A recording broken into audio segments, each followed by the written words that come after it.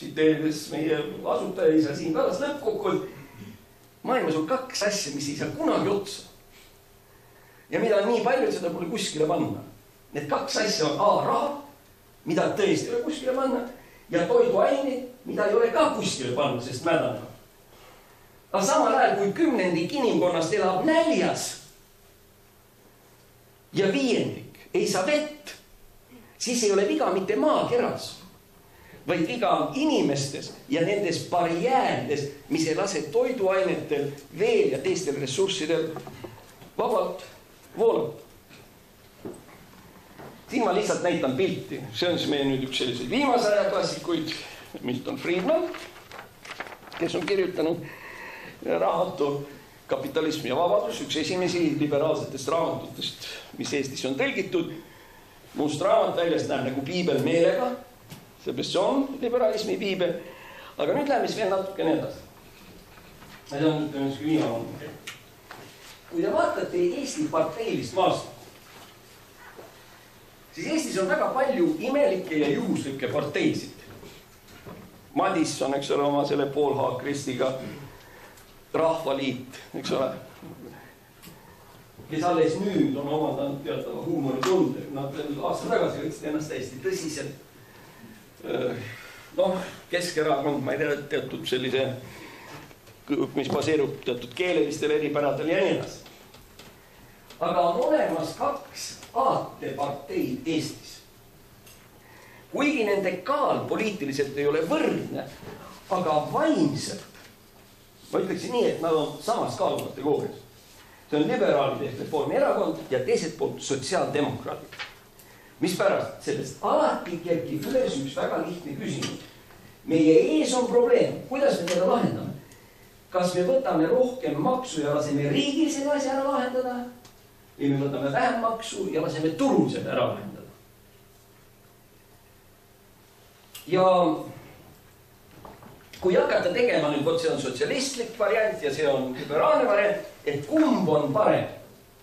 Teate, oleneb asjadest. Ja kui olen näinud neid pikki nimekirju, kus on turumajanduse eelised on need, sotsialistliku majanduse eelised on need, teised nii edasi, mõlemad panevad 15 argumenti ja kui päris aus olla, on enam-vähem võrdkaalumised. Ja sellepärast on see asi, mida ma tahtsin teile veel eriti rõhutada, on see, et teadmistel on inimeses olemas veel üks väga oluline iseloomujoon, mida ükskord teadmine ei seleta. See on usk ja intuitsioon. Nagu ütles Juri Lotman, kuulus semiootik Tartus, temaks küsiti, kuidas te defineerite kunsti.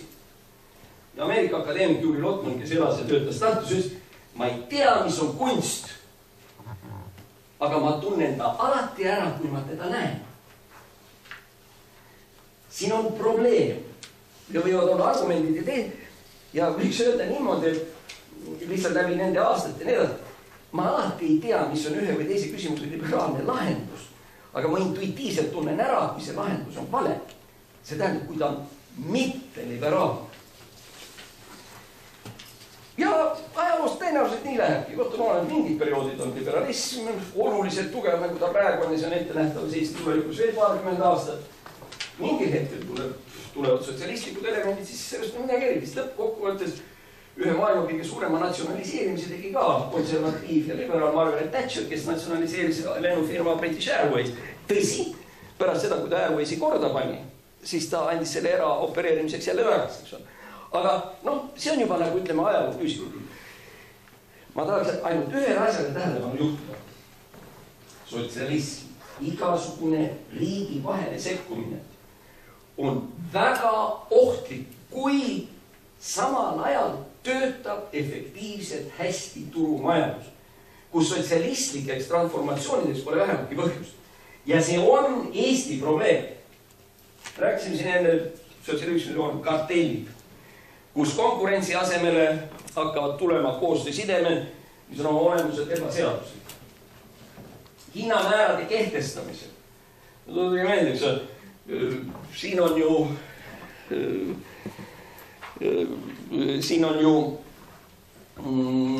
sisuliselt ju ka tegemist hinnaregulatsiooni. kui nüüd vanadest aegadest meelde tuletada, ma lihtsalt nimetan tõepoolest, kui teil juhtub, et see ei ole ainult Eesti teema. See on Woody Alleniga peaosas mängitud film Rinne. Story on järgmine. 1949 Hollywood.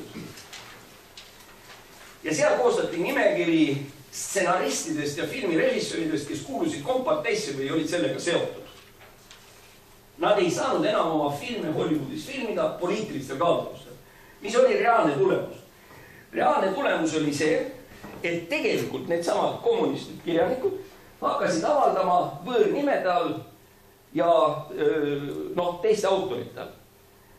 Tähendab, teiste sõnadega, kõik see administratiivne piire, konkreetselt see mees, keda mängib Woody Allen, ei saa avaldada, kirjutada oma filmi ja nii edasi, sellest on kommunistliku parteiga seal seotud kuidagi nii edasi, ta avaldab selle võõra nime all. Ja kõik teavad seda ja kõik filmistuudiod võtavad stsenaariumid vastu, mis on filmistuudiol vaja? Hea stsenaarium ja film, mis müüb. Järelikult minnakse sellest mööda.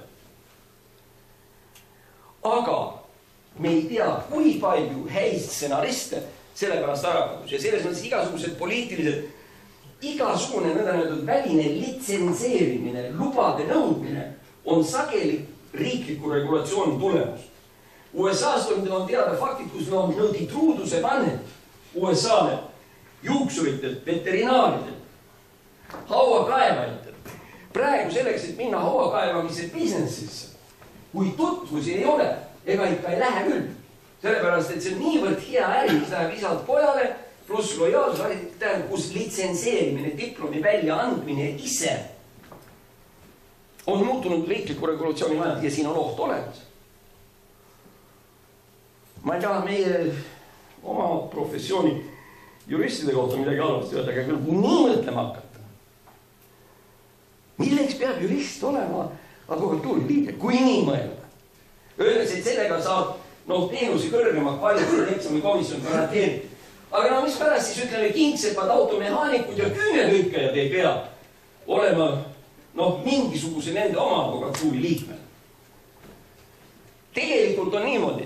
Tahate küünelõikajaks hakata selleks, et te litsentsi saaksite, tähendab komisjoni. Kes komisjonis istuvad?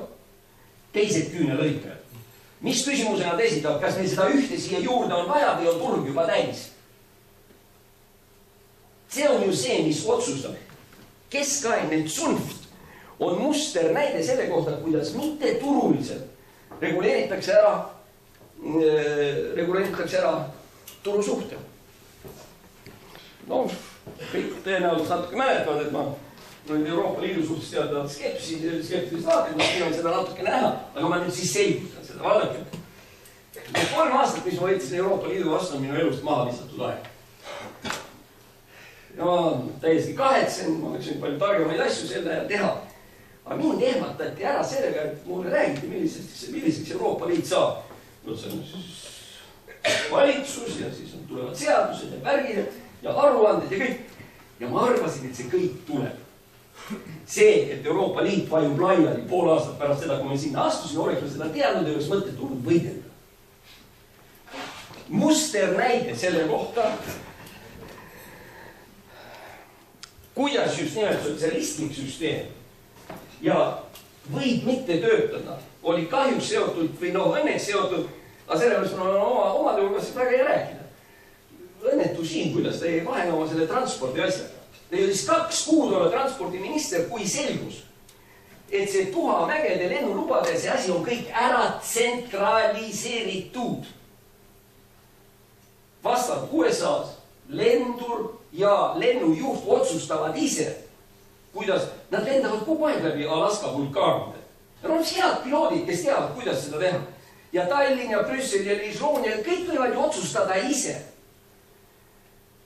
Aga see eurosüsteemi jaasa, see on European Air Safety Agency, kellega on tulnud piike murda ei tea, kui palju aegu, lihtsalt võttis oma pesemata käe, Katov ei lenda. Ja see on täiesti arusaadav, et meie inimesed, kes seal olid, ei tulnud selle peale, et selline asja on võimalik. Sinna kulub 27 riiki.